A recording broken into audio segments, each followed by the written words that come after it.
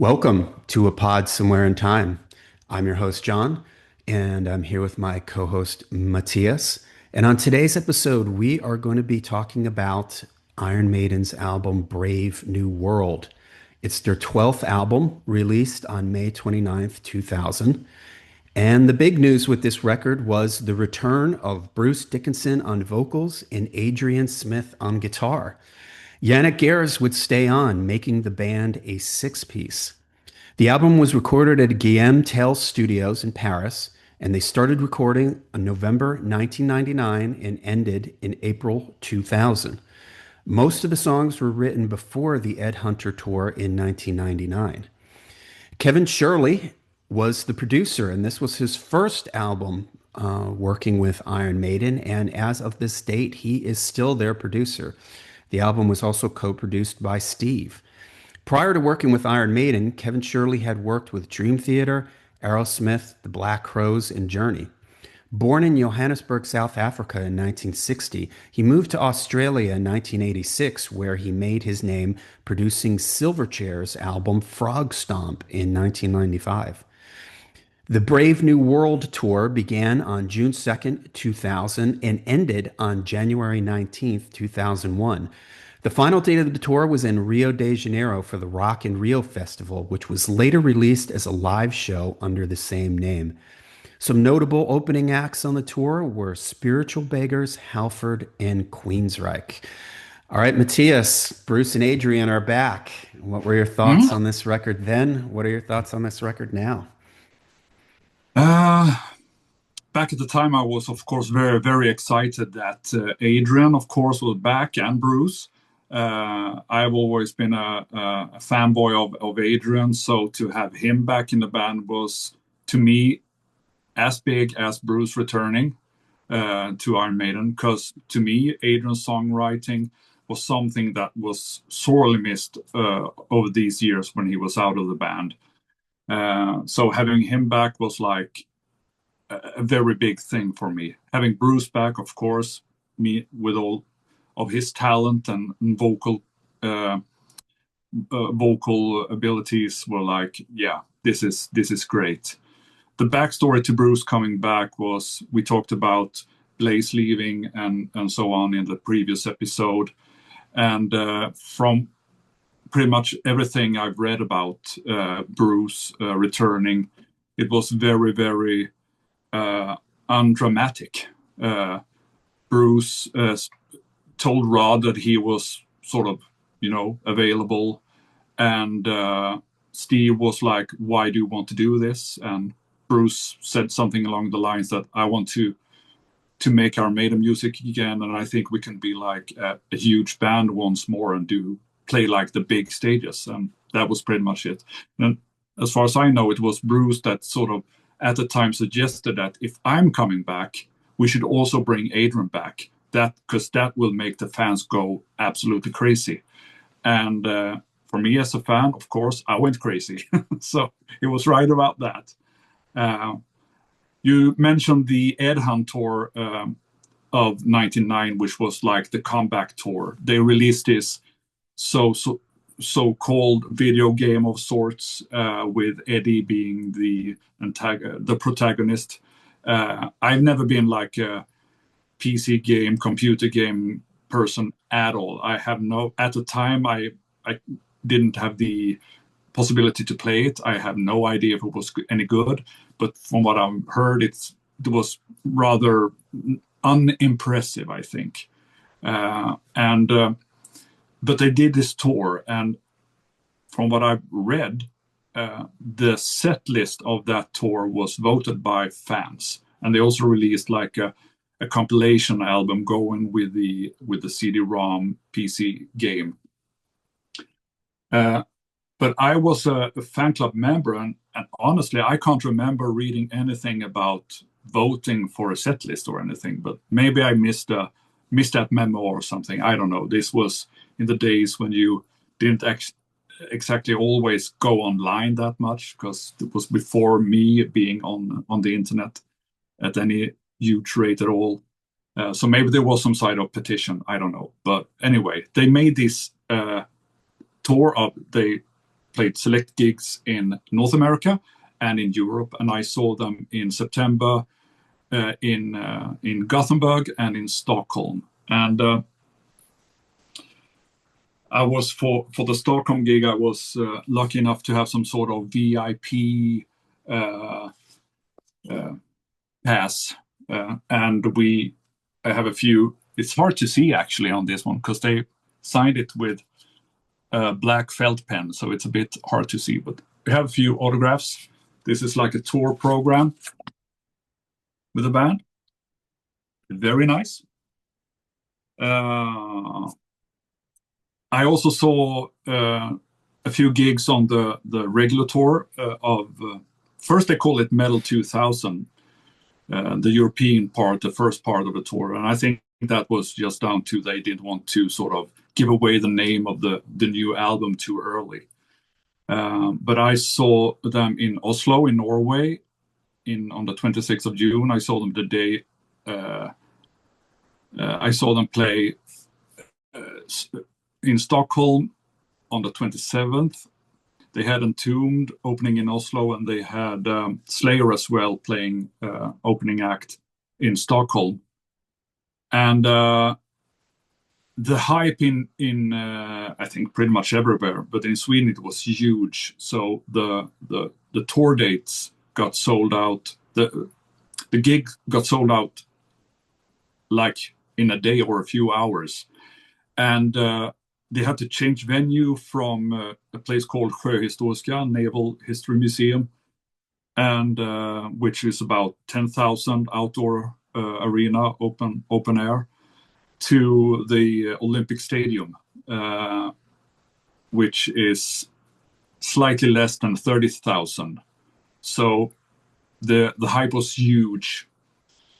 I also went to. I also saw them in Birmingham at the NEC in November that same year, and one thing that was very nice with that gig was that Halford was opening act in Birmingham. So, as a metalhead, it was nice to see someone as important and big as Rob Halford in his hometown and opening up for Maiden, which was a huge bonus for me.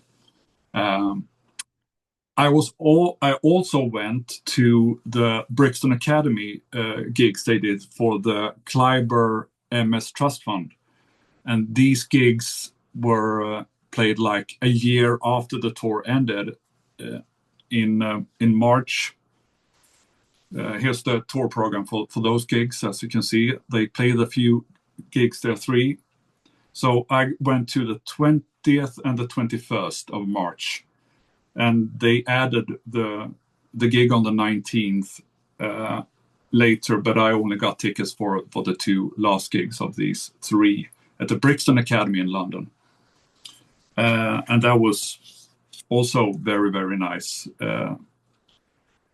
They played more or less the same set as they did on the Brave New World tour. They used the same set, but they did play Children of the Damned as a sort of bonus for the fans. And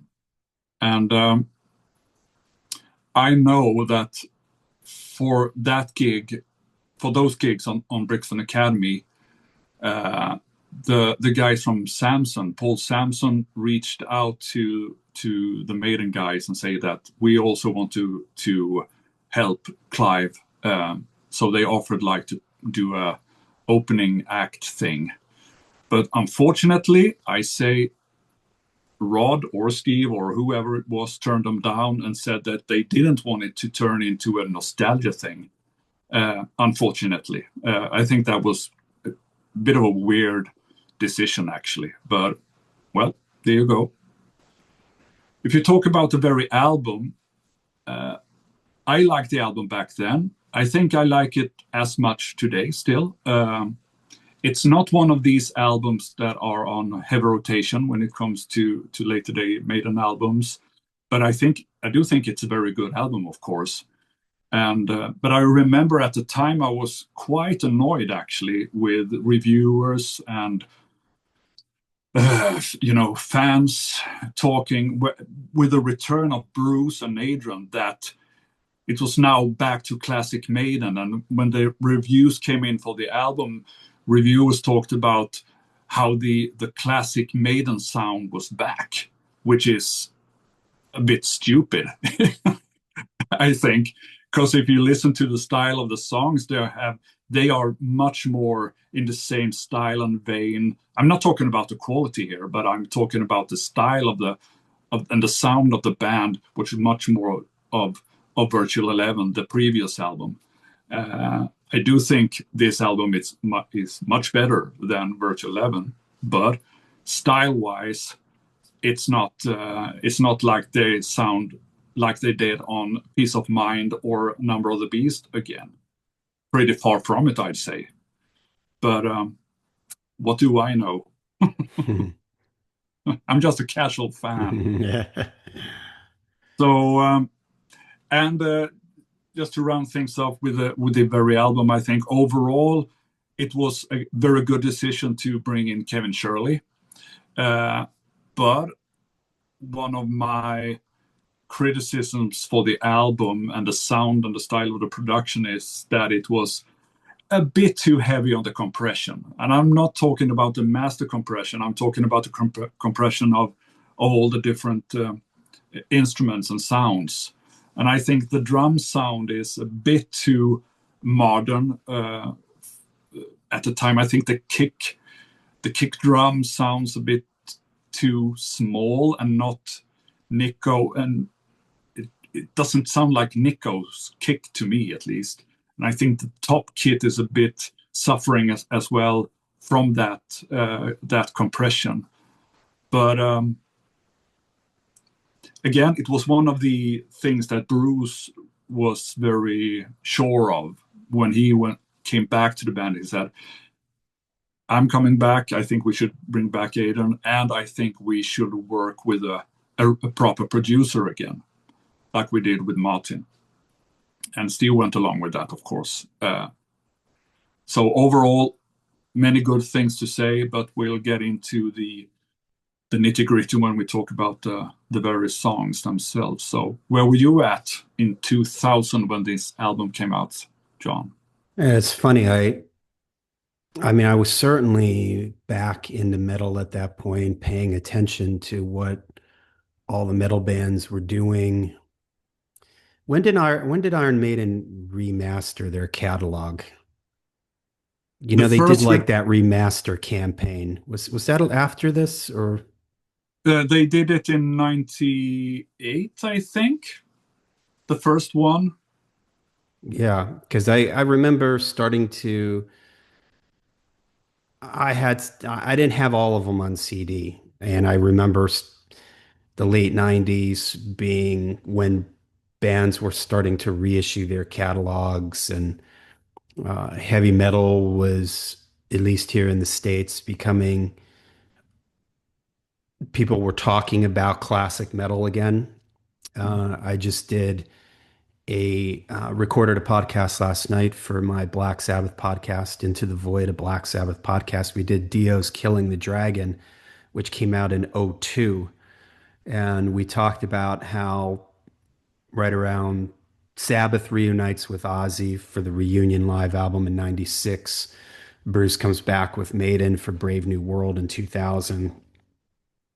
You were starting to see people talking about these classic metal bands again. Rob Halford would rejoin Judas Priest not too long after this, I think in '05 maybe.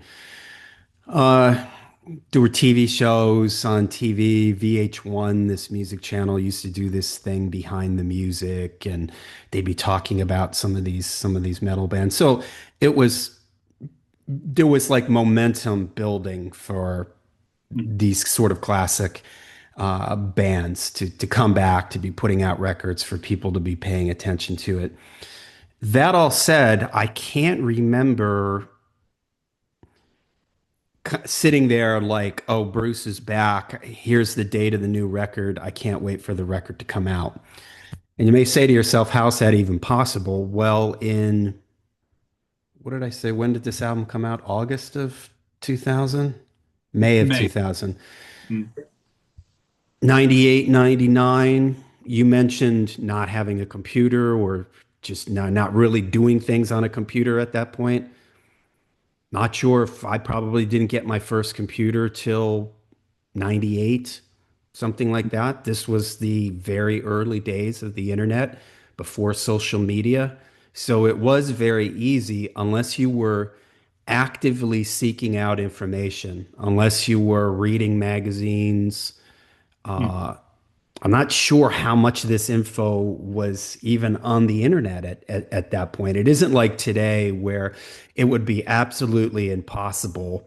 If Blaze Bailey rejoined Iron Maiden, it would be absolutely impossible to not know that the day that it happened, Mm. because it would be all over social media, it'd be all over the internet. You wouldn't be able to avoid. But back then, it was a completely different world. It was a brave new world back then. Mm. Uh, so I guess what I'm saying is I can't remember sort of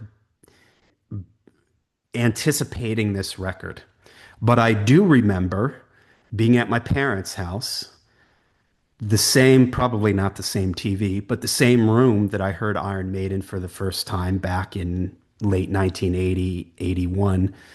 And I must have had MTV or something on some music thing on TV, VH1 or MTV. And The Wicker Man came on. And I was like, whoa, wow. It really caught my ear. I was like, Bruce is back. This sounds really good. I have some feeling that maybe I was aware he was coming back, but I was skeptical because I didn't really care for the Blaze records. I had heard, I didn't own them at that point, but I heard some of them, didn't care for them. I don't know if I already had Fear of the Dark and those CDs either. Again, that's why I asked you about when the CD remasters came out because I remember when they did that campaign that I bought. That's when I started like I just bought them all, like everything that they put out. Even if I had some of the old Castle CDs, but those were imports here in the States, so I didn't have their entire catalog on CD. But when they put out those remasters, that's when I did. So I heard Wicker Man. I was like, wow, this is sounds really, really great. It really caught my ear. And I went out and bought it. And I thought it was I thought it was good. I was really excited about it. Uh, but and this is something that's going to carry through what I like to call the Rob era of the band, the return of Bruce era, this new chapter for the band. I'm glad you mentioned that reviewers acting like this was classic Iron Maiden. It really isn't. It's the beginning of a new chapter. And sonically, not only lineup wise, but also sort of musically.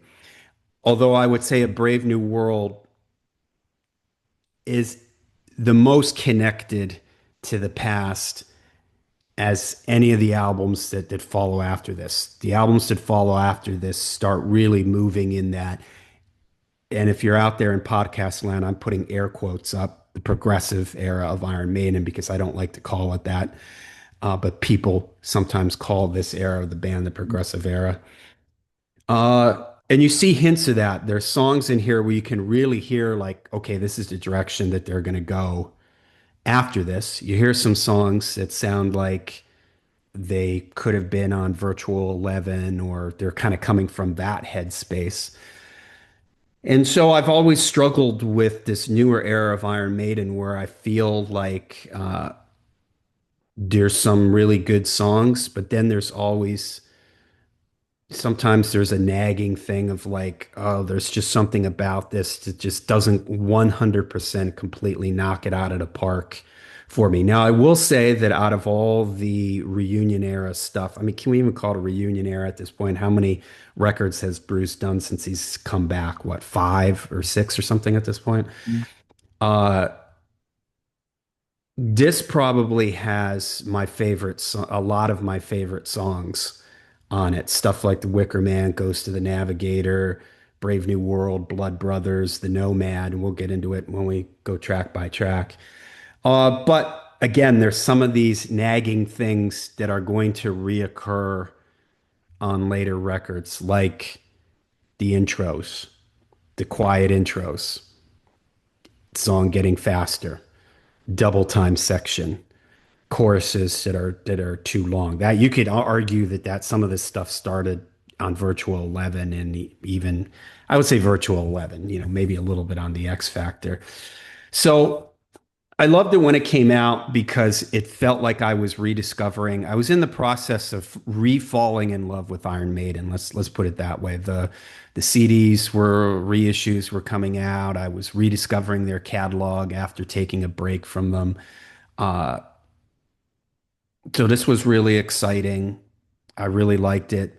It's aged pretty well for me. When I was listening to it preparing for this, I was impressed with how pretty consistent across the whole record the songs are. There's a couple that, obviously there's some that are better than others, but it's a pretty strong record.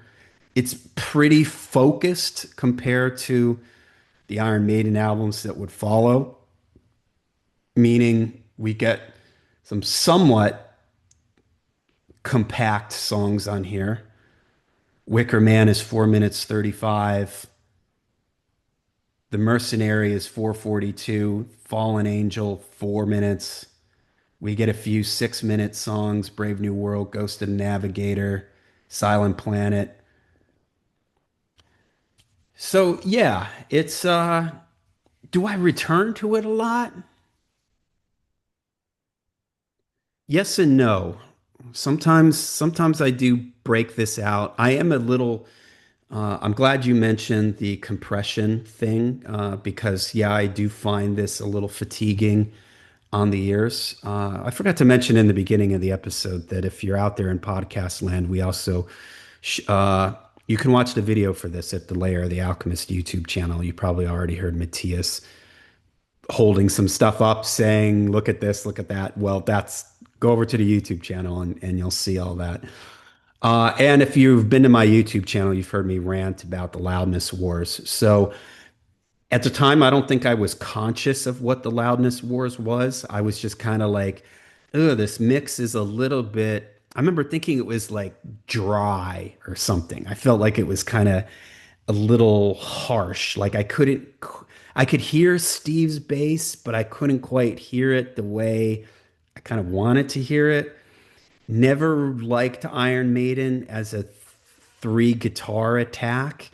Not that I have any problem with any of these guys individually, but I just like Iron Maiden as two guitars because I like one guitar and one speaker, one in the other, bass and drums in the middle. This would really turn me off to their live records around this era. I mentioned the Rock in Rio, and I listened to almost none of the live records from the three guitar era of the band. For that reason, I don't like the way the guitars are just spread across the whole stereo field, and it feels like Steve's bass is just not where I would like it to be. Also, Steve isn't right around this time his bass playing just isn't as interesting. Like he starts just playing along with the guitars, and I miss those bass fills and all the lead bass stuff that Steve used to do. I don't know if it's because there were three guitars that now he felt like he needed to play a little bit more simpler to not crowd everything up, but yeah, so the loudness wars thing sort of affected, I think subconsciously. I don't think I could have put my finger on it at the time, but I wasn't super enthusiastic about the mix. But hey, Maiden was back. It was exciting. I was again in the process of buying their back catalog, getting into it again, and it was just an exciting time. Ozzy was back with Sabbath. Bruce is back. Halford's going to be back soon. A lot of these bands were starting to tour again. So it was an exciting time. I have good memories. I have good memories of this, and it's aged well for me. I have to say. I do enjoy this. I can put this on and enjoy this record because I think it avoids some of the pitfalls of the records that will follow after this. Mhm.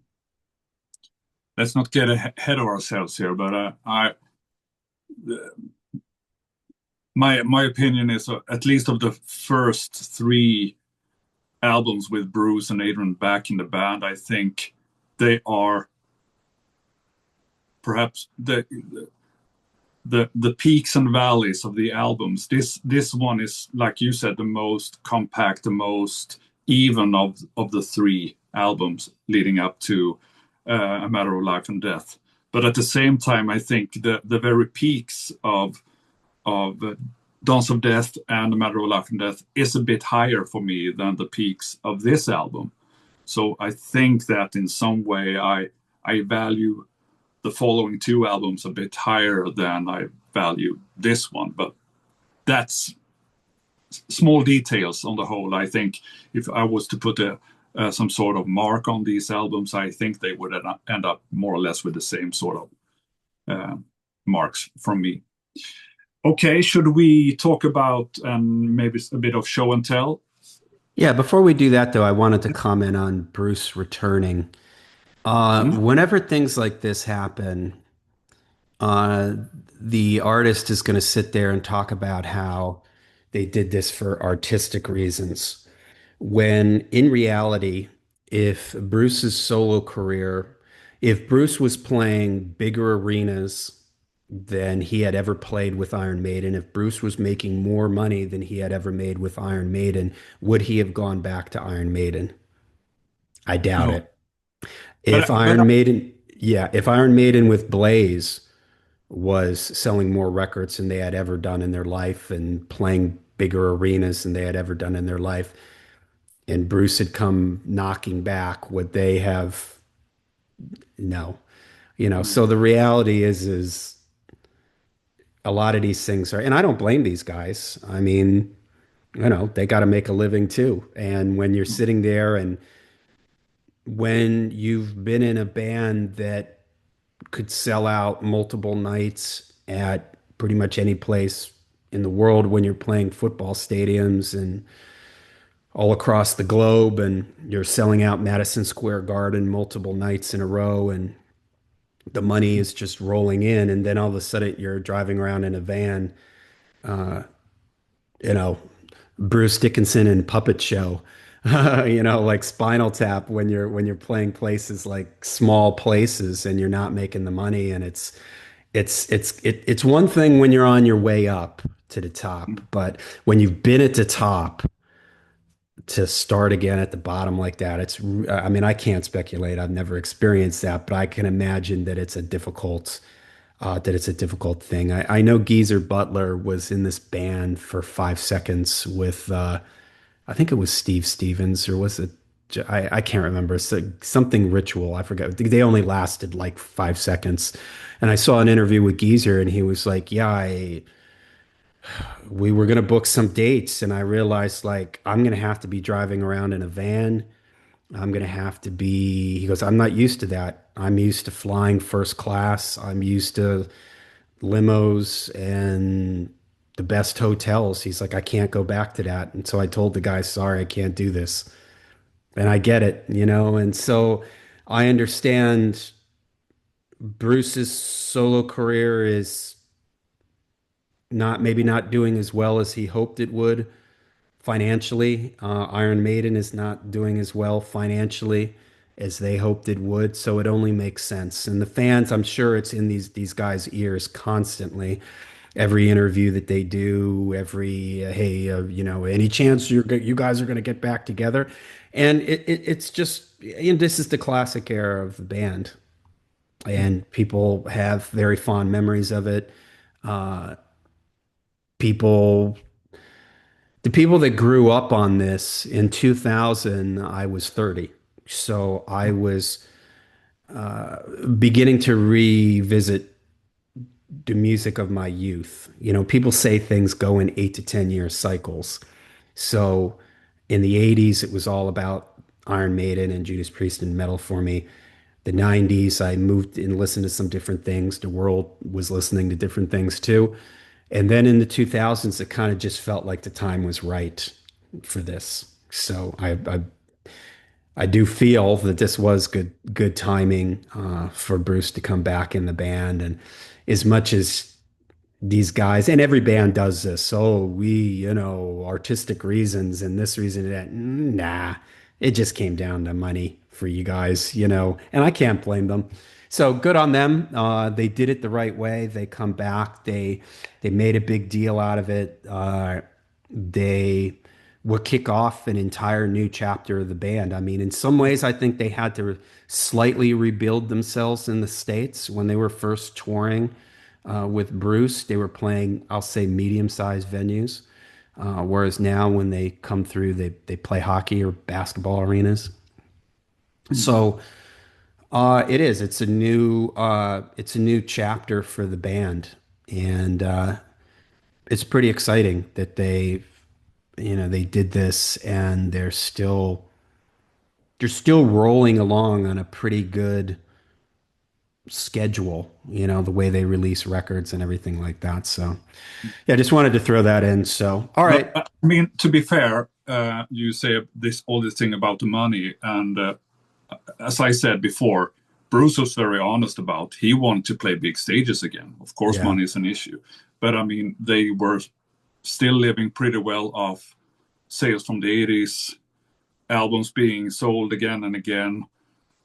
Bruce's career wasn't actually going super great, but he was still touring and playing like many dates. Whereas Adrian and his projects with Psycho Motel was the bigger of the projects he was doing during the 90s. Wasn't doing much at all, to be fair. And Adrian was back playing with Bruce on Accident of Birth and Chemical Wedding, of course. So I think they, at least not Bruce, haven't been talking, and not Steve either, haven't been talking about, uh, like, of course they want to make great records and write great new music, but I think that the thing that they honestly were talking about, that if they were to reunite, they could do bigger things. And I think Bruce, as a person, has a sort of drive to go bigger and do stuff. He is the kind of person that wants to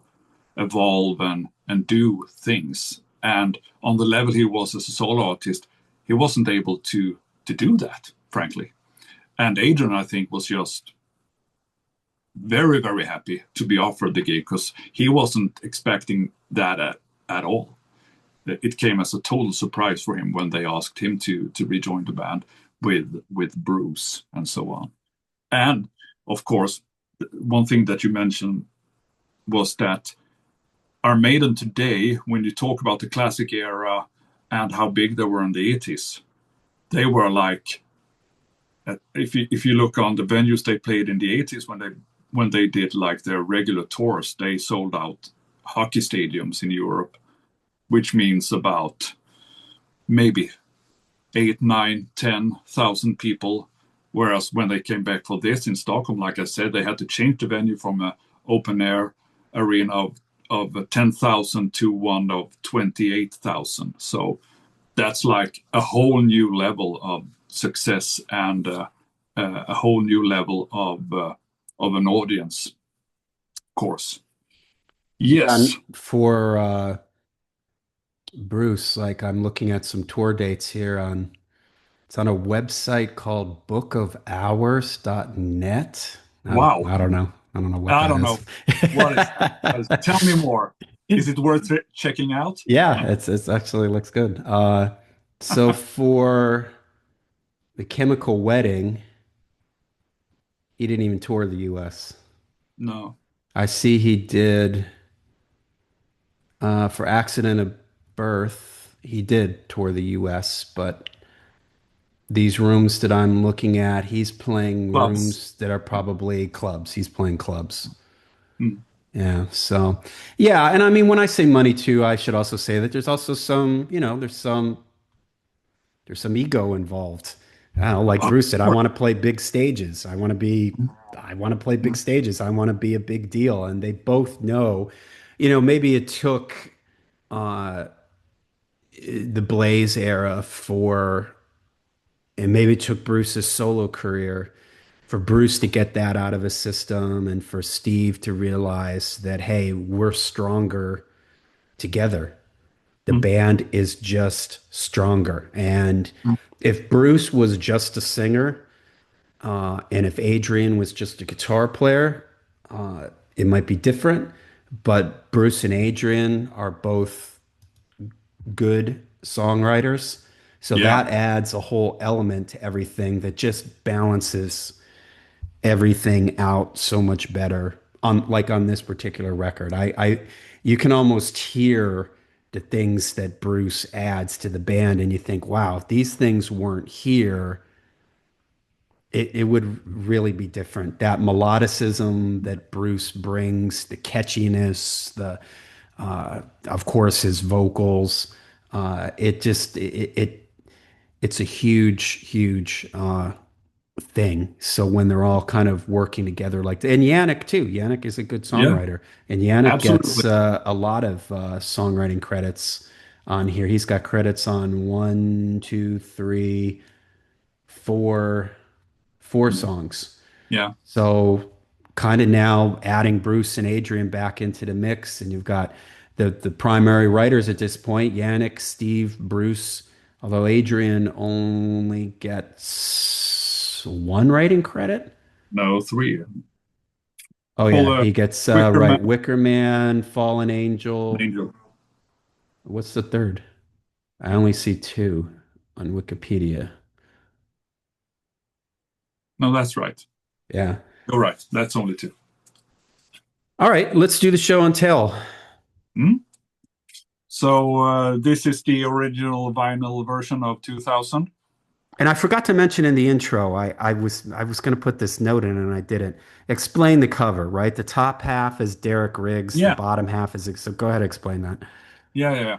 So what happened was, I don't know the exact reason behind, but Derek Riggs came in with some sort of uh, work that they didn't really get off on. They didn't think it suited, but they sort of saved the face of Eddie in the Sky, and the rest of the landscape of some sort of future London. You can see a Tower Bridge here down, Yeah. and the tower here, of course.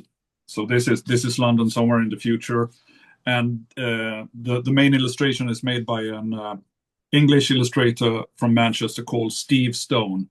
And I think he's worked with computer games and he has done illustrations for sci-fi books and stuff like that. Not a very big name, and this is the only time when he's ever worked with a band. Photographs of the band taken by video director of Wickerman Video, Dean Carr. And I think it looks very nice. It's not much to say. I think the cover is has something to it. It's not great, but it's good. Hmm. And more importantly, it doesn't have a soccer field anywhere. You mean And I think that somewhere in that picture is not a soccer ball or a soccer field or a number or something referencing West Ham or whatever the team is yeah, West Ham, right? yeah, And you know what? And it luck. fits kind of the vibe of the record. And it even coming off of Virtual 11 and the X Factor, those both had kind of science fiction-y feels to them. And so this kind of has a little bit of that futuristic thing. And I like the vibe of right, this was a novel. I forget who the author of the novel is, but this was a novel and Bruce is back, Adrian's back. It's a brave new world. It's like new. It's got that feeling of like future, moving into the future, new world, Yeah, exciting. So I think it works well. I like it. yeah. It's Aldous Huxley is the author of the book. Yeah. I mean, Yeah, it's not as good as the classic album covers, but it's still okay. it works. Here we have the single, the Wicker Man single that they put out in before the album, just a few weeks before the album. Uh, there are, I think that The most fun one is the 12-inch uh, picture disc. The illustration for this one is made by Mark Wilkinson, who has done a few work for Maiden. I think this looks good. It has the Wicker Man, of course. Eddie has the Wicker Man, and this the Eddie Wicker Man they also use for the stage set for that tour. Um, Later, they released another single, uh, an edit version of "Out of the Silent Planet." Uh, so yet again, we have another 12-inch picture disc. Again, this is illustrated by Mark Wilkinson. Looks pretty cool. There Yeah. was also a 7-inch limited edition single, red vinyl, looking good. And here I have a CD, a promo CD with a different cover, which I think is also pretty cool. I must say, I haven't been into collecting Maiden stuff for quite a few years now. When I made my first Dead Cosmonaut album like 10 years ago now, I I even sold like a fourth or a third of my collection just to make get some money to be able to afford to make my own album. So preparing for this, I have been looking into what does these records go for? Are they very pricey? And I think the original vinyl of a 2000 sets you back like $150 or something. Uh, the others are much more approachable when it comes to prices. They are like from a couple of hundred and so on and upwards, but nothing like super expensive. We talked about Rock in Rio, and we, of course, this is a VHS uh, edition of Rock in Rio, a box set with two VHS cassettes. This was out of date even when it was released. And I bought one just to, because I thought this might very well be like the very last VHS live thing released by the band. So I bought one. And I don't I know that Rock in Rio for many fans is like a very big thing. It was released for at least for a younger generation of Maiden fans. Rock in Rio is as important as Live After Death are to you and me. Uh, I think we talked about this earlier, but I am not a huge live album kind of guy. Uh, of course, I've listened to these albums every now and then, but they are not in any way on some sort of high rotation when it comes to live albums. But it's nice.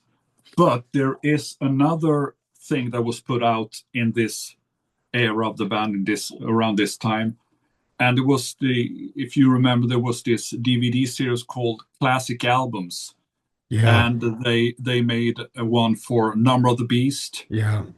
and this one is really good. It had Bruce is visiting the town where they recorded The Prisoner. Yeah. We have Martin Birch in the studio playing individual tracks.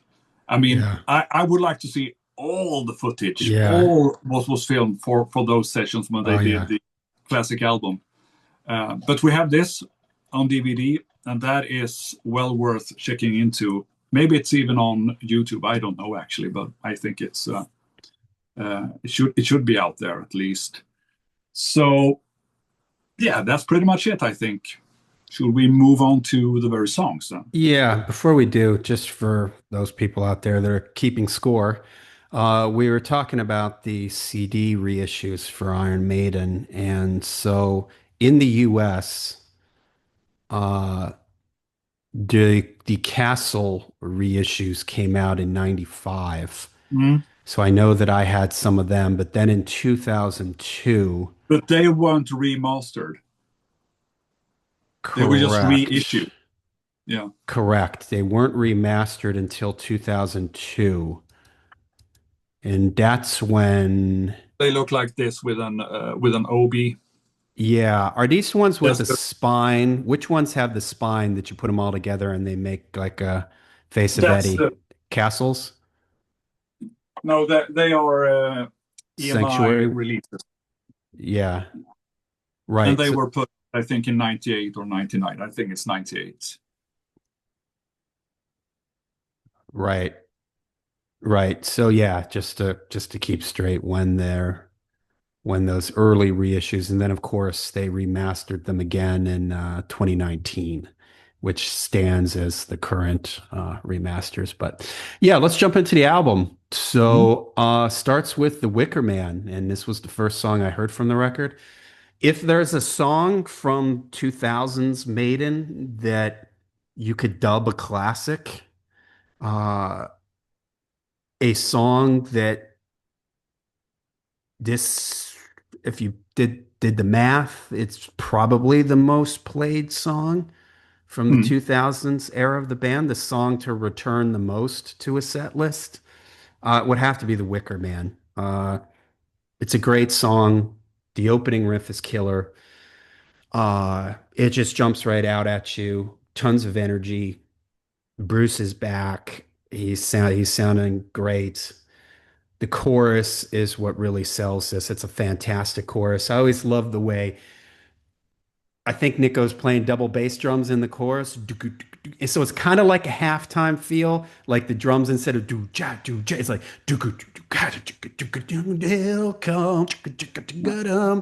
I love the way the feel sort of changes in the chorus. I Very, think he very plays with catchy. I think he plays with a single, but it's Yeah, with yeah, with yeah. one foot. Right. Yeah, of course. Nico doesn't use Yeah. double bass drum, but yeah, his bass drum is like do do do do do do. So yeah, the chorus is just super, super Mhm. catchy. Great, great chorus. The solos are great, and I especially like the first one. Who's the first person soloing? Do you know? Is that Adrian? It's Adrian Yeah. playing solo. Yeah. So great solo from Adrian. Adrian's back. The whole thing with the woes, Mm. whoa, that the whole sing along, you just know that perfect, right? People are gonna eat that up live. So the song has kind of everything. When you talk about people saying classic Iron Maiden, this is probably the most classic sounding Iron Maiden song on the album. It's also 4 minutes and 35 seconds. Mm. And they pack a lot of punch in that time frame. Yeah, yeah, And yeah. I wish that this was a lesson. I wish that they could learn from a song like this. It's not like this song is just some verse, chorus, solo, out, chorus, done. It's got some things going on in it, some interesting little things, but it gets to the point, and the verse is great, the chorus is fantastic. It's just a really well written, well paced song. You got Adrian, Steve, Bruce in the writing credits here. It's like the gang is back, and they Mm. give you the first song on the record. It's this one of the most recognizable songs from the reunion era of the band, I would say. Yeah. So it this is for the huge part of it. It's a Bruce and Adrian song. It's Adrian's music, Bruce's melodies and lyrics, of course. Steve's bit is that he suggested that they should put the whoa, whoa, whoa, whoa choir at the very end. That's Steve, Yeah. but the rest is Bruce and Adrian. And the original title was, of course, "Your Time Will Come," as they sing it, that all over the chorus. Um, Most fans do know this, but there is an alternative version of this song with a chorus way more elaborate, with choir singing and call and response sort of thing going on. And it was released as a radio promo in the US or something. So there, and that one is pretty hard to get. I don't have that one on CD, unfortunately. I've been looking for it, but it goes for quite a lot of money if you do find it. But I like that version way more than this version. I think the version that we hear on the album is just Steve making the wrong decision, and he was a bit stubborn that he thought it was too messy, was too much going on in Bruce's original arrangement, and he said, just let's strip everything down and you just sing your time will come over and over again. And I think that is to dumb down a bit, unfortunately. Still, it's a very, very, very good song. I do like this, and just like you, I enjoy Adrian's solo a lot. I like the melody that sort of bookends the beginning and the end of the solo. To my ears, that's a bit of a Michael Schenker sort of trademark to do that, to have like a melody leading off into a solo, which is great. Another bit of trivia for you is that there is a Bruce solo song recorded when they had the sessions for Accident to Birth with the very same name. Not the same lyric, not the same music, of course, as that one was music was written by Roy Z. And the lyric for that Wicker Man is way more linked to the British horror classic with the name of with the Wicker Man from 1973. Have you seen the movie of the Wicker Yeah. Man? Yeah, Yeah. it is a bit weird, a bit unsettling. It's not what you expect a horror movie to be, but I think it's great actually. Yeah, it's kind of one of these. It reminds me of the what's Midsummer, that movie Midsummer. You know, Yeah, it's yeah, yeah, got sort of that same idea, like you're visiting another, somebody comes to visit another culture and yeah, there's something strange going on here that doesn't seem right. Is it just the culture or is there really something nefarious going on yeah, behind the scenes? We won't give away the if you haven't seen The Wicker Man or Midsummer, you should see yeah, both of them. They're both quite yeah. good movies, but Yeah, but you can hear the first Wicker Man, the Bruce solo version. It's on the Best of Bruce Dickinson that came out in '01. I think it was the year after Brave New World came out.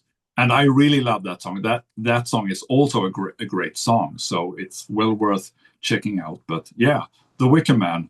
I just think it's kind of weird that no one said, "Are you sure about that intro, Adrian?" Because it do sound a bit like a Judas Priest song. yeah, yeah, it sounds like what is that? Ty no, not Tyrant. Running Free, Running Wild. What is that song? Yeah. What is the Judas Priest song? Is it Running as I'm Running Wild? Yeah, Running Wild, right? Yeah. All right. Ghost of the Navigator. I like this one too a lot. The intro, I think, is great. Really sets a mood. Here's what I was talking about is kind of funny when you're listening to this record. If we only knew then what we know now, that these types of intros would get completely out of hand later on for the band, at least in my opinion. But here it really works because, again, it doesn't overstay its welcome. It sets a mood. It's puts you in the mood for the whole thing. And the whole song in general just builds really nice. It feels like it's getting faster. There's more energy, there's more stuff going on. And then it hits that chorus, which I just love the chorus where with it, the hanging guitar chords, the ghost of navigated. That's a great, great chorus. I love the riff in the verse. I think that's a super cool riff. I love the nautical theme lyrics. That's something I love that imagery. So anytime a metal band uses that imagery of sailing and the sea and everything like that, I love that imagery. The double time section is really great. This song has a lot of parts to it, but they all work. And again, it clocks in at 650. It's Yannick, Bruce, and Steve. But it doesn't feel like it's overstaying its welcome. The parts all move through each other fairly quickly, and there isn't too much. Doesn't feel like there's too much repetition. But I just really like the chorus. I like the lyrics. I like the vibe of the song. So yeah, this is a good second song. Mm. I like the drum, the with the intro when it's katu katu katu katu katu go when it plays the kick Yeah, uh, and I think the tom or something like just building it up before dan. yeah, yeah. That's really nice. It builds Uh, so nicely into that riff. Like when that yeah, riff kicks in, it feels like it's a payoff. I like to say that sometimes it's like payoff riffs. Like yeah, the song's been building, and then when that riff hits, it feels like ka-ching. It's like it hits. The light goes on or something. Excuse me. So yeah, so continue. mainly this is a Bruce and Janik song. Steve supplied the surprise, the double time part of the song. But like you say, I think it works. To when Bruce and Janik was working on this song, and Steve suggested that in Bruce's mind, he thought that that could sort of symbolize a storm for the seafarers in this song. So yeah, this is absolutely one of the fan favorites of this album, and it made a very welcome return in 2010 when they toured Final Frontier. It's Yannick solo, and it's a good one too. But yeah, I really like Ghost and the Navigator too. Like you said, it builds, it has different parts, but it doesn't stay out of its welcome anyway. It just keeps fresh and interesting all the way to the end. And yeah, it's a great song. Brave New World, the title track. Now this has that slow intro that I don't like this one as much. Not that it's bad, but this one to me just isn't quite as exciting as like the ghost of the Navigator. But what the payoff in this song is the chorus. The chorus is great in this song. The lyrics are good. The overall feel of the song is good. It's just that intro for me maybe could have been a little bit shorter, maybe didn't even need to be there. Again, this is sort of foreshadowing like we're going to get a ton of this like going forward with the band. But it's a great chorus. It's a Dave Murray, Steve Harris, Bruce Dickinson Wright. Dave actually gets 3 writing credits on this. Is this the album with the most Dave Murray writing credits? Put you Yeah, I on the think it spot is. here. I think it is. I think it Yeah. is. Yeah, Yeah, because because he's usually it has like one or maybe two, yeah. but so this is a world record for Dave Murray. Yeah. Yeah, so this is a good one. It's not as good as Wicker Man or Ghost of the Navigator, but the chorus is still great in it, but it's not quite as where I would say to Wicker Man is a 10 out of 10, Ghost of the Navigator, probably a 10 out of 10 for me. This is probably an 8 out of 10. Yeah, I am not that super fond of this song actually. I think the chorus is way too repetitive. I like the mood of the chorus. But it just drags on to me. It doesn't. A brave new world in a brave new world, a brave new world, a brave new world in a brave Yeah. new world, a brave new world. It's too much. Uh, of course, we mentioned earlier the lyrics are based on the Aldous Huxley book published in 1932, which is a good read and strongly recommended. The According to Adrian, Adrian made an interview of a later date, and he mentioned that there were this and a couple of other songs, as we will get to very soon, was originally worked on for Virtual 11. And this is one of the songs. But since the lyrics is by Bruce, they, I think when he said they worked on it, maybe they were some sort of Dave Murray, Steve Harris demo or something, but they dropped that one for the recording of Virtual 11. But yeah, it's Janik and it's Dave playing the solos, both good solos. I think Brave New World is generally more popular with fans than it is with me, I'd say. I think I'm one of the few that isn't really that big of a fan of this very song. But It's not really that great of a title track. Considering it's a reunion era record, usually the title track is a big number. Uh, this one for me, again, not that I think it's a bad song, but it's maybe again 7, 8 out of 10. So it's a little bit of a disappointment. You would think like the reunion of the band, the title track would be like some epic, just, great, great number. But for me, I don't know if this would be in my top five of songs on this record, quite Mm. honestly. So, Well, it's not on my top five at least. okay. Mm. Next is Blood Brothers. I like the syncopated, like there's this thing going on with the guitars, ooh dat, ooh dat, and do dat, do dat, and do dat rhythm that I think is really cool. Kind of the bass is hitting and the guitars are kind of like Mm. responding to it. Uh, it's an awesome, awesome sing-along chorus. I mean, this was designed for the live setting, and I know I've referenced this in previous episodes that when this happens in Europe, when they play this song in Europe, it's a deafening roar of people singing along. When it Mm. happens in the States, there's a stampede to the popcorn stand because it just didn't connect. Boo! Yeah, which is a shame. It's like a kind of this song didn't connect in the US the way it did in Europe. And I don't know if it's because of that. This song just lends itself to pint in the air. We're blood brothers, right, right, exactly that kind of thing. It's absolutely great for that. The whole feel of it, it has this kind of like 12/8 triplet kind of feel that makes it real sort of bouncy and moving forward. And it's very epic. Here's what's interesting.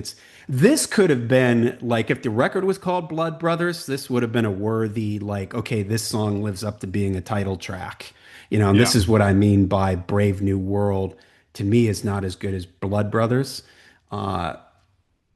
And the song is it's not a loud song. It's not a bombastic song, but it has kind of a grand Mm. feel to it, this Yeah. sort of regal, grand feel to it that I think is really cool. I love the guitar harmony section is really, really nice. So yeah, this is a great song. It is straight up Steve. Yeah. So hats off to Steve. This is the only sole writing credit Steve has on the record, and it's pretty cool. It's a little different for Steve. It sounds like something that he probably wrote strumming an acoustic guitar because it has that vibe to it. So yeah, great, great song. Get just a fantastic chorus. Yeah. Mm. This is one of the better ones on the album for me personally. I think this is a great song. Uh, just like we talked about Ghost of the Navigator being a long-ish song, but still, keeping it fresh and with parts coming and going. The same goes for this one. Even though it's over 7 minutes long, it doesn't feel that long, but it just sort of moves and builds and builds up and goes down. So it's very dynamic, and in that sense, it's a bit more progressive perhaps than usual. But when you think about progressive Maiden, I don't think you necessarily think about a song like Blood Brothers. Mhm. But Steve has said that he started to work on this song while they were writing songs for Virtual 11. So this was an older idea. Uh, and he has also said that he was heavily, heavily inspired by Jethro Tull. He even Mm, called this his Jethro Tull I song. can hear that now. Yeah, I Yeah. can hear that too. And Blaze have claimed that he have recorded a demo of sorts of this song. But what that sounded like, we have no idea. Maybe Blaze has it somewhere in his, and Steve, of course, somewhere in his cupboard somewhere. But you can actually hear Blaze sing this song. He made a collaboration with I think he's Dutch, called a guy called Thomas Swiesjen. I apologize for my pronunciation of his last name there. Swishen something, and he had a project called Nylon Maiden. He plays acoustic versions of Maiden Mm. songs, and Blaze recorded Blood Brothers for an album in 2015, 16, 17 ish, somewhere around that time. And it's a very nice version. And Blaze does a pretty good job on singing this song also. So that's well worth checking out. The lyrics is, of course, famously inspired by the death of Steve's father, who passed away. He wasn't even 50 years old when he died. But if you read the lyrics, there is a line where he says, "A glimpse of my father I see, and he beckons to me," and so on. But I think the theme of the lyric is more about how we as humans treat each other and how unfair life can be, and something like that. I think it's worth mentioning the orchestration of this song. It's made by an American guy called Jeff Bova, and before when I was doing my research for this episode, I typed his name into Google and tried to see who is this Jeff Bova. And according to his own webpage, he has been worked over 300 gold or platinum selling records, Wow. doing like arrangements like this or more production, playing keyboards, doing arrangement. He's worked with artists like Tina Turner, Michael Jackson, Billy Joel, Celine Dion, Katy Perry, Meatloaf, and Bee Gees, and Iron Maiden. And we will hear his name on one more song on this album, and we will do that in the future also for another song down the line. And of course, it's not an actual orchestra. He uses like orchestra samples that he works on. And according to Bruce, Steve sort of sang and whistled his ideas for the arrangement of the strings that he sent to this Jeff. And Steve has been quoted saying that he was very, very pleased with how the orchestration. And I think it is a nice touch, but it's also when you hear this studio version, it would be. I'm not a fan of these, metal bands playing with a symphony orchestra. Way too often it just gets Hmm. overloaded and bloated. But with stuff like this, with a song like Blood Brothers, you could find a middle way where an orchestra and a rock band could work together. Yeah. So perhaps in the future, who knows? Also, I must say it's Dave solo and it's Janik playing the last solo. And Janik's solo on this one gives me goosebumps. I Yeah. think this might be one of his best solos for Iron Maiden ever. Absolutely fantastic. Yeah, and what's cool about this song too is that even though, like you mentioned, Steve wrote it for his, with his father in mind, uh, it's one of these songs that the fans kind of take it as like we're all metal brothers, we're all Iron Maiden brothers, we're all family, we're all together. It's Mhm. it's just a great the lyrics, the title, just makes you wanna, again, singing along with your metal brethren and we're all one big metal family thing. It's yeah, great, great song. Mhm. All right, The Mercenary. This is a Steve Yeah. song, and I like the energy. I appreciate the fact that it just starts off fast. We don't have a slow intro before it. It just gets right to it. Thank you very much. And it's something that this era of the band does pretty well, although sometimes it doesn't always work, is what I like to call these double choruses. It's like the nowhere to run part. That could have just been a chorus in and of itself, and they could have gone right back to the verse. But they do the nowhere to run part, and then there's the show them no fear part, Mhm. which is they're kind of similar, but the chord progression is different, and it's almost like you could have made two songs out of those chorus parts, and they do that a lot in this era, and I think that works pretty well here. Mhm. The riffs Yeah. do a good job of capturing sort of the mood and the vibe of the lyrics. That's another thing this album does well. I think the lyrics work really well with with the music. The music complements the lyrics complement the music. So. Yeah, I like The Mercenary. Hmm? It's a good one, and like you say, uh, it just gets started and it gets going until it's done. That's great. I think The Mercenary is one of the more least liked songs. If my if I read the room among Maiden fans, Really? right, I think this is not perhaps like a fan favorite. Uh, but I think it's good, and more importantly, I think an album like this needs a song like The Mercenary. It needs to have some sort of tension, and it needs to have like short rocker songs like this Yeah. one, later on, Fallen Angel. This was also, according to Adrian again, one of the songs that they worked for Virtual 11, but sort of left aside. And in this case, an album like Virtual 11, if they had dropped, the two songs that we've talked about in Yeah. the previous episode, imagine having The Mercenary instead of Don't Look to the Eyes of a Stranger. Yeah. I mean, that would have made the album so much better to me, to my ears at least.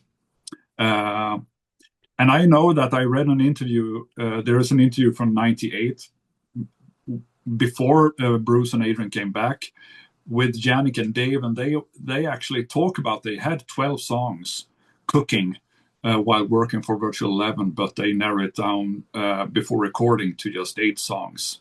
But in that interview, they don't mention any titles. But according to Adrian, this is one of the songs that they might have picked up again. Yeah. So um, like I said before, I think there is one unusual aspect of this song, and that is usually when one of the guitar players get a writing credit, of course they have a solo in the song, but this is a Janik song, but he doesn't play the solo. It's Dave and Adrian doing the solos. And if you count the solos throughout the albums, uh, not counting the very last song that we'll get to, I think it's a very even spread the way that they play the solos. So they do like 4 or 5 solos, but Dave plays more solos on his last song, "The Thin Line Between Love and Hate." Uh, Unfortunately, I say unfortunately, you know, quote unquote, we did a Bee Gees version of this song for our for our Food for Thought CD, where me and Henrik Johansson were recording a few Maiden songs, and so every time I hear the Maiden version, I just go into some sort of Bee Gees. I think I destroyed this song for myself, Thought it was cool. I don't have a problem with it. but yeah, that's funny. But I do like the Mercenary. Maybe the chorus is a bit too repetitive, but I like the show them the fire. You have this sort of call and response thing with the vocals and the guitar melody that goes, which I think is a cool thing and a bit unusual for Maiden. So yeah, I think this is a better song than its reputation, and it's also one of the songs that they played live for. They played pretty much all the songs live, but this one they did throughout all of the tour. Yeah. Dream of Mirrors, John. Dream of Mirrors. This is kind of a different type of intro here with Bruce doubling that guitar line, jumping way up in his range. I like that quiet guitar melody that comes in then. Doo-doo-doo, that little Hmm. melody. That's cool.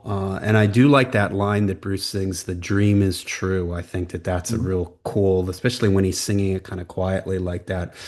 It's a good chorus, but I'm blaming it on Steve. I'm assuming this is Steve's fault. It's sung too many times. And I don't like when the chorus it goes in double time and Yeah. he's singing the chorus like twice as fast and it almost sounds ridiculous. It almost sounds like a joke, quite honestly. Yeah. I totally agree with that because, you know, talking about modern day Maiden, Dream of Mirrors is a sort of a song that have so many traits of things that I think could be better today. That songs are long, they have parts coming and going, they have sometimes they have two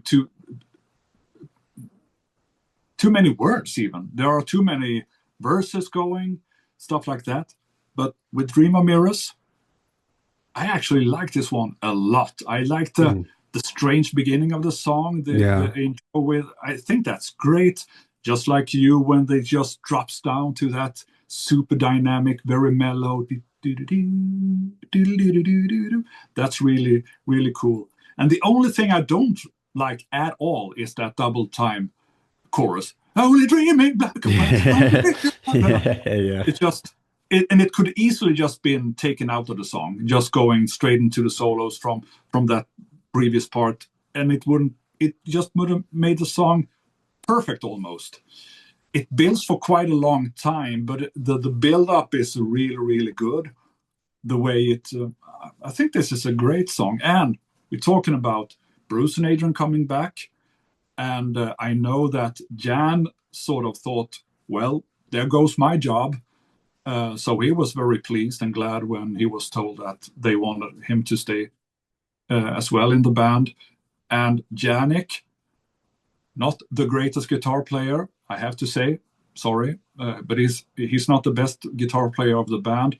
But his songwriting, when he does a great song, that is a great song. Dream of Mirrors is a great song. Finally, the this was also one of the songs, according to, again to Bruce, or sorry, to Adrian, was one of the songs that they were started to work on for Virtual 11, but dropped before going into the recording. Blaze says that he even provided lyrics for the song, but is uncredited. Who knows? That's what he says. But Dream of Mirrors, long song, but a very, very good one. And the Spy Jam. Yes. All right, The Fallen Angel. Uh, this is a Adrian Steve number. I like the opening riffs. I think that it's really heavy. This is maybe kind of a deep cut favorite on this record for me. I really like this one. I like the way Bruce, when he says that line, what can be done, the way he jumps up on that line, I think is great. I love that open string pull off lick that kind of comes in halfway through the chorus. So yeah, I like this one. It's kind of heavy. The first like two riffs that come in, they're real kind of dark and heavy. So yeah, this is one that I really like. And again, I think it's kind of like, did they ever play this one live? Very few times, very, Yeah. very few times. They did it for a few select gigs only. Strange, because I think it's a bit of it could have been a single to my ears. Yeah. But for some reason they decided not to do this. I think it was not even 10, a few less times than that. And that later on the tour when they did a few special gigs and so on. Very strange. But Fallen Angel, in the words of Steve Harris, it's a very Thin Lizzy type of song, and I Mm, totally agree with it. yeah. Sort of Thin Lizzy feel to it. So it's Steve's lyrics and it's Adrian's music, of course. Um, you talked about Steve's bass sound, but on this one, his bass sound is very gnarly and aggressive. Yeah.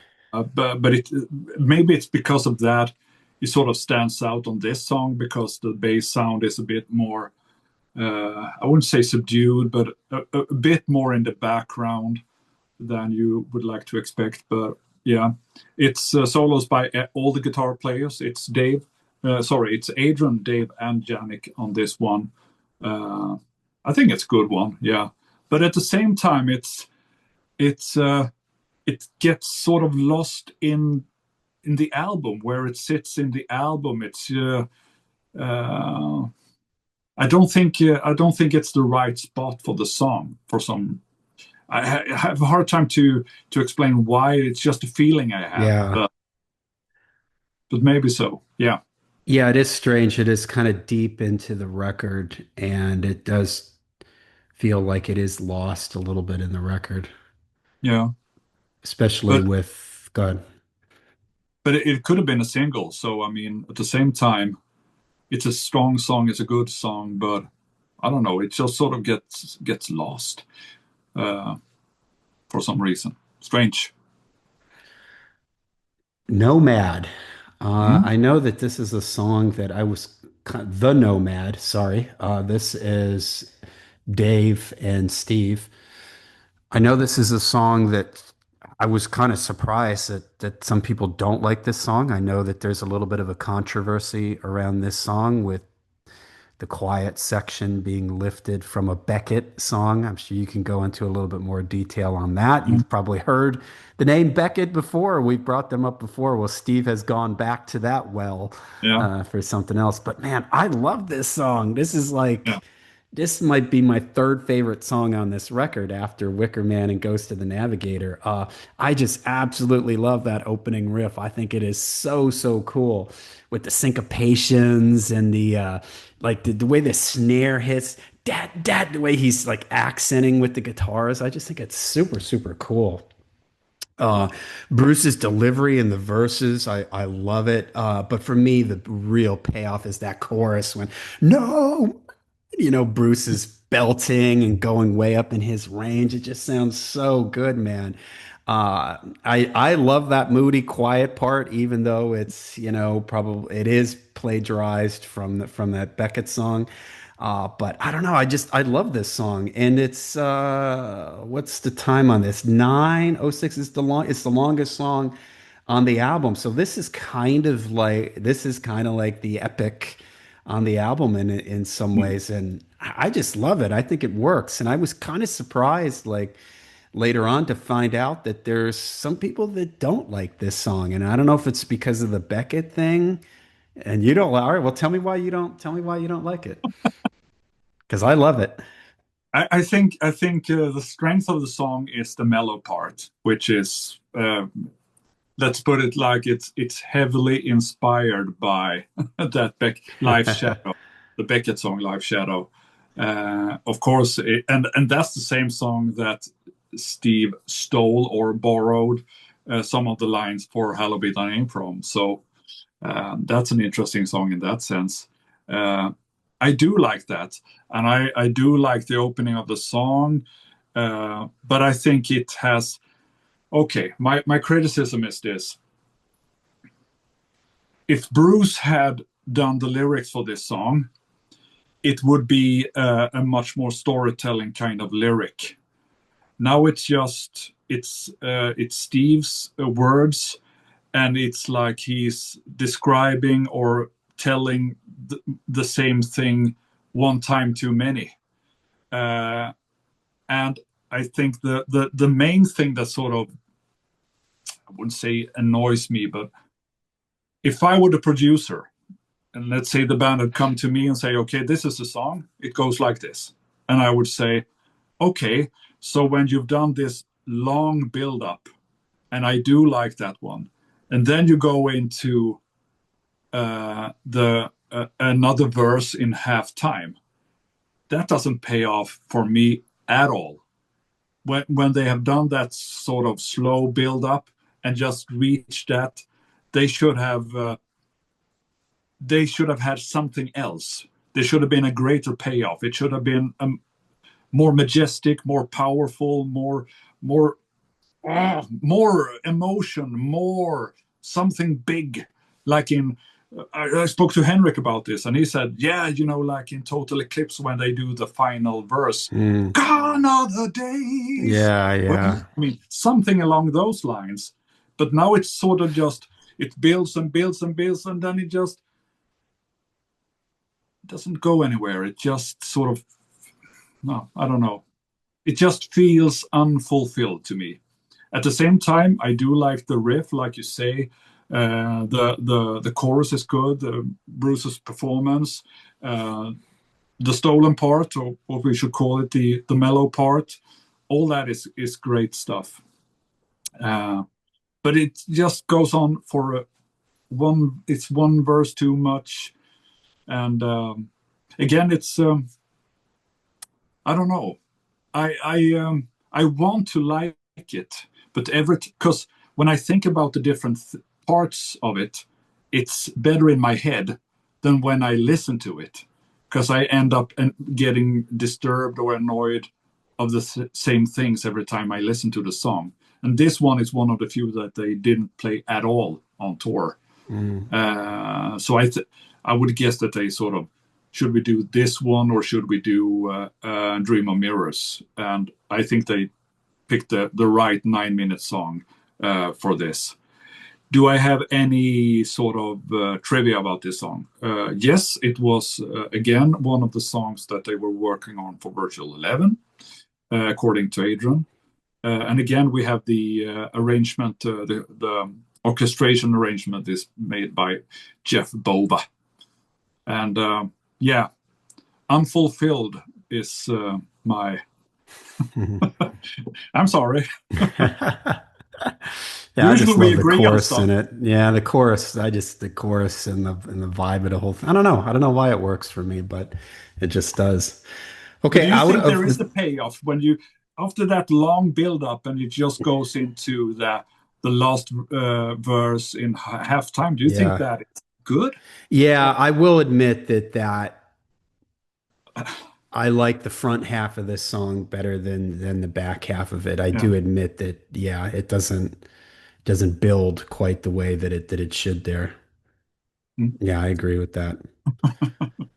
All right, Sorry. out of the Silent Planet. I like the guitar intro. I think it's kind of unique sounding. I think the chorus is pretty good on it. Kind of surprised that out of the two singles they released from this album, that this was the second one. The Wicker Man that is an obvious one, but quite honestly, I would have gone with. I mean, and this isn't a short song. It's 6:25. I would have gone with Goes to the Navigator or Blood Brothers, maybe The Fallen Angel before I would have gone without it, A Silent Planet. Not that it's bad. But it's, it's good. It's just would be in the bottom 10 on this record for me instead of it's just not as good as some of the other songs, but the it's okay. It's a 7 out of 10, something like that. 6 out of Mhm. 10 for me. I do like the beginning of the song, like Yeah.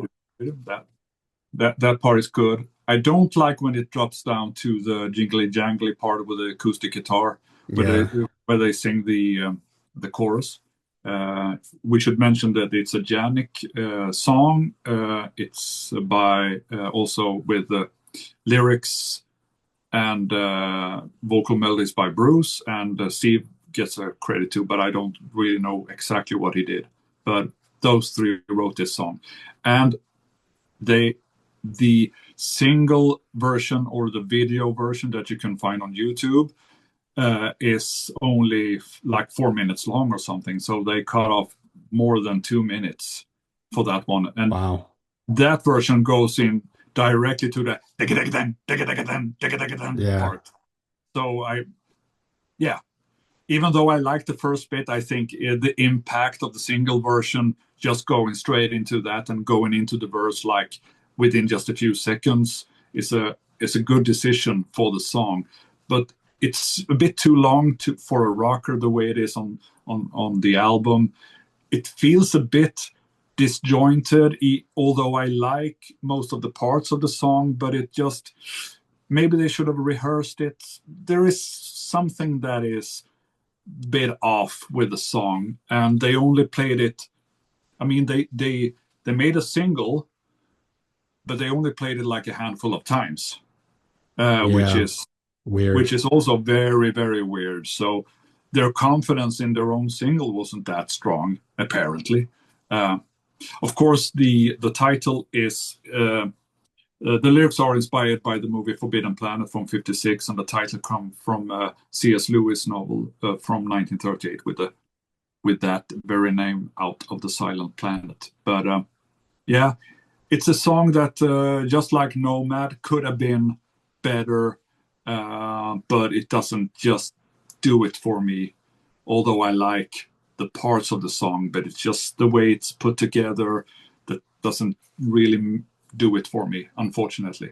But I think the verse is great, and I think, uh, yeah, good solo, a bit a bit on the slower side, which is I always enjoy when Janik is a bit toned down and just doing more of a phrasing sort of style for his solos. But yeah. All right, and the album ends with the thin line between love and hate. I don't like the verses in this. I don't know. There's just something about the verses that I don't care for. I think the chorus is okay. I know that I think there's some people that really love this song.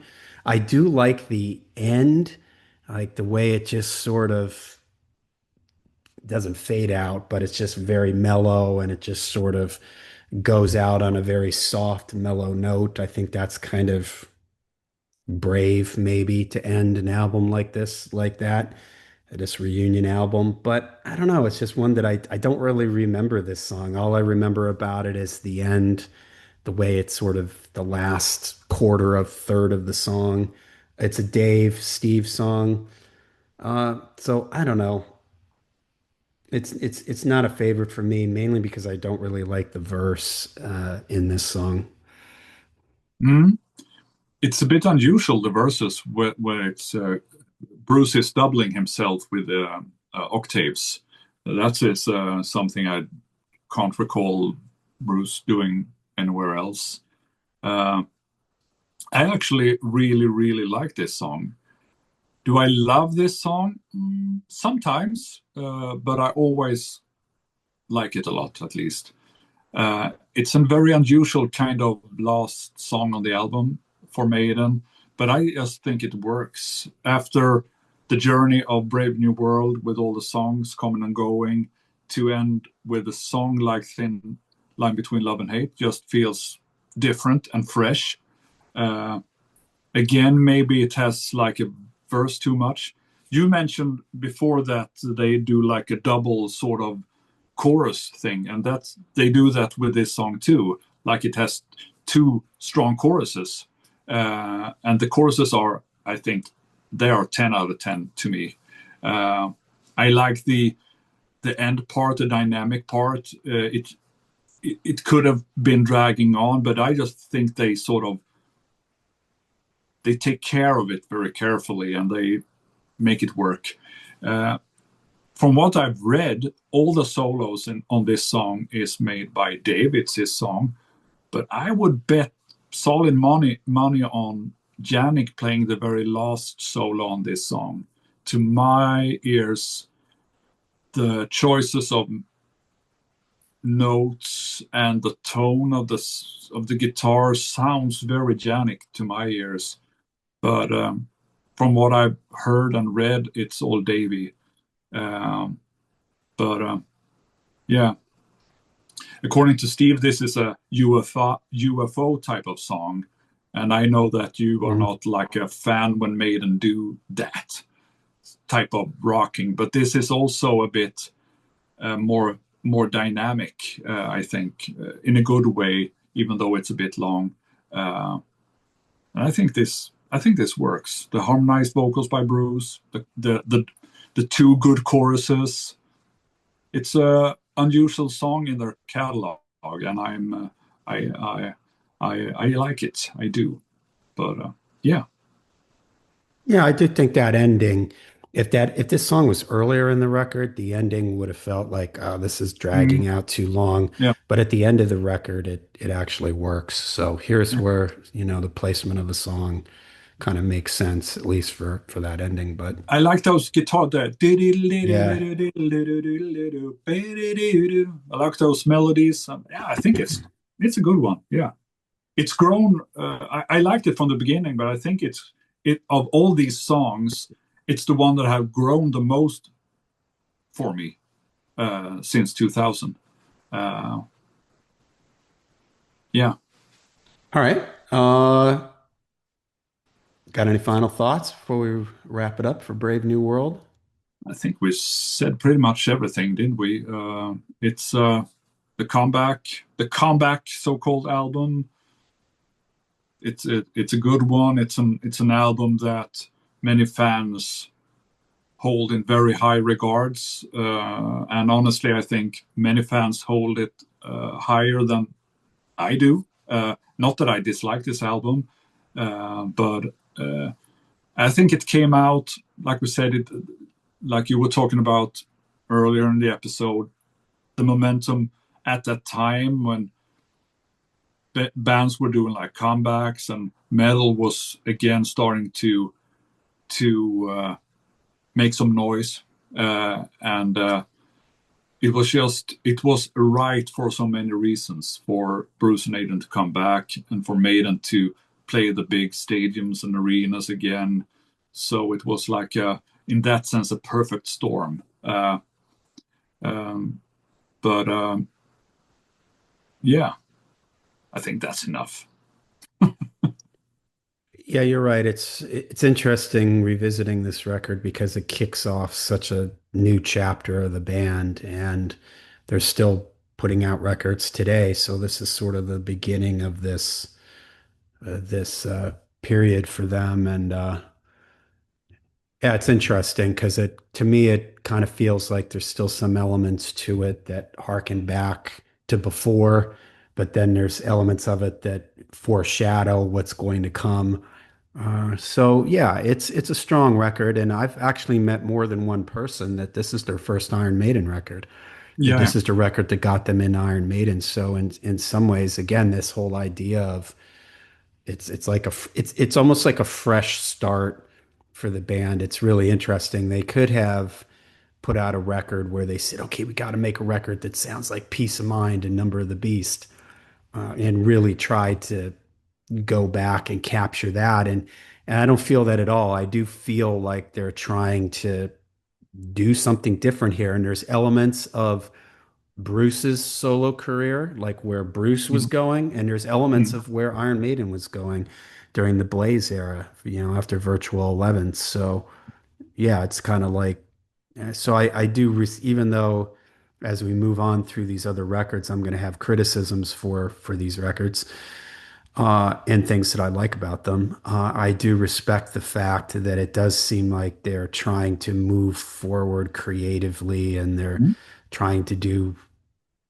they're just trying to move forward. It doesn't sound like, oh, that's just them trying to sound like something from Number of the Beast, or something like that. Which would have been the obvious, easy thing to do, but here they're trying to sort of forge a new path. Iron Maiden in the 2000s. yeah, So there you go. All right.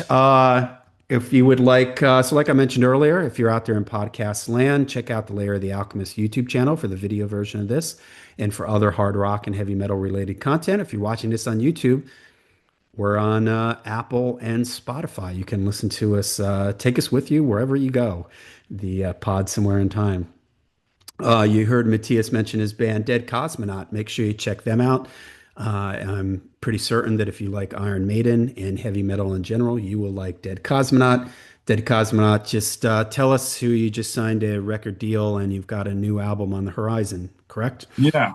We do. We signed with a Norwegian label called Edged Circle, and we have an album coming out this summer with the title of Retro Spectre. So that is very exciting. We have been working on this album for way too long, if you ask me, but well, it took the time it took. But finally, we are ready to unleash it. So I'm very excited about that, of course. Yeah, but it's a few months into the future still, but we are working.